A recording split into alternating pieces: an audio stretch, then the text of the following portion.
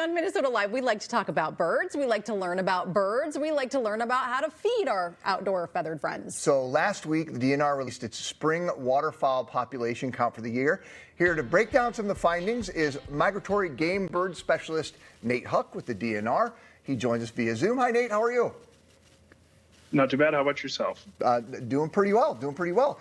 So the last time we had you on, we were talking about sandhill cranes, right? Yep. Okay. Yeah, I remember that pretty vividly. so are the waterfowl that you're going after with this particular count, are those harder to, is the process harder or different than when it is with the sandhill cranes? Yeah, for this particular survey, what we do is we fly numerous transects across most of central and southern Minnesota, and we count birds that are within set distance of the plane.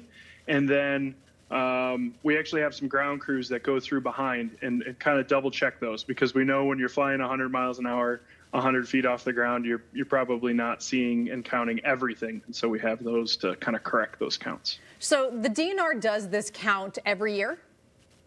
Correct. And you just came out with your numbers for spring because you guys take the information. It takes you a few months to kind of tally things, and then you release this report, which you just did a few days ago. Yep, that's accurate. Okay, so tell us about the report. I mean, kind of give us a general oversight. Were you surprised by your findings? Was there anything super concerning that you saw with these findings? Was it what you expected? I would say pretty much everything that we had here is what we expected to see. You know, generally speaking, we've been in a couple of years of drought here, and so wetlands in general are down, and particularly our shallow wetlands are down. Our mallard count stayed about the same, which is good to see, and our blue-winged teal count dropped dramatically. It was the lowest count that we've observed since we started the survey back in 1968. But it's important to note that blue-winged teal have low site fidelity, and site fidelity means where they want to breed. They don't generally care. They want to go where the habitat is really good. And so it's likely that they were simply outside of our survey area. And just another important thing to note, that when we're talking about this survey, it's just a small snapshot of a broader waterfowl population. You know, there's a federal survey that includes most of the Dakotas as well as most of Canada and Alaska. So you brought up that it had been a dry couple summers prior to this. Well, this summer it seems to be sort of the opposite. I mean, we're not flooding rain, but we're definitely more back to out of the drought conditions. Will that then impact the population for next year's count? Are you assuming then that the count will be better? Potentially. What the rain now is going to definitely benefit reproduction. It's going to help those birds that are rearing their broods.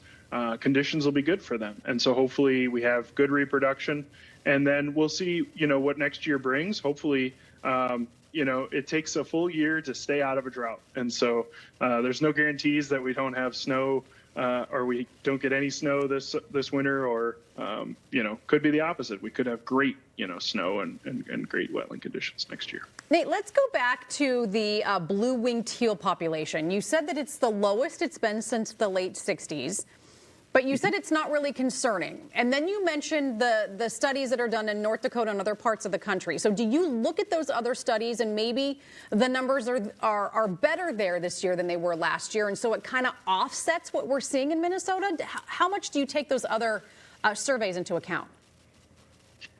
Yeah, absolutely. So we use all of those numbers. These are migratory birds, and so they just because what we count in Minnesota doesn't necessarily reflect the national population. And so we count those birds in the Dakotas and in Canada. And so that's the number that, when we look at everything together, that's the most important thing for us to consider when we think about seasons for 2026 and so on. Okay. We've been showing video of Canada geese, and I know people at home probably have their own opinions about Canada geese, and but the numbers, what did you see with this year's count? Yeah, we did see a decent bump in them, about a 32% increase. And from what I'm hearing from folks on the ground this summer, banding and things like that, it sounds like reproduction was really good. We didn't have those flooding spring rains that can negatively impact them. And so sounds like for those folks interested in pursuing them, there'll be a lot around this fall. And what about ducks? Are their numbers up or down this year? Overall, our total count is just about the same, generally speaking. So, some species went up, some went down, as we talked about with blue-winged teal, but Yeah. in general, our populations are pretty stable. I want to rewind a little bit to what you were talking about at the very beginning and how the process of actually conducting the survey. So you guys are in an airplane, and are you just flying around like all over the state? Are there particular wetlands that you use to monitor, that you go back to? Like, how does that work? So we have designated transects that we fly each and every year. These are east to west transects. And there's 2 observers in the plane. So they're looking out each side of the plane, and they're counting all the waterfowl that they see, as well as one of the observers counts all the wetlands that they see. And so that's how we make that extrapolation and why we can compare the numbers from all the way going back to 1960. It's the same transects that we've been flying. And you can tell flying 100 feet above the ground in an airplane what kind of bird you're seeing? Yeah, you can. It takes some practice, certainly. Yeah, it's a learned skill for sure. It really helps when birds fly because you can see their wings, and their wings are often more informative than just seeing a kind of a brown drab bird sitting on the water. But you can generally tell. So would you rather be the guy up in the airplane looking down, counting the birds, or would you rather be the one on the ground?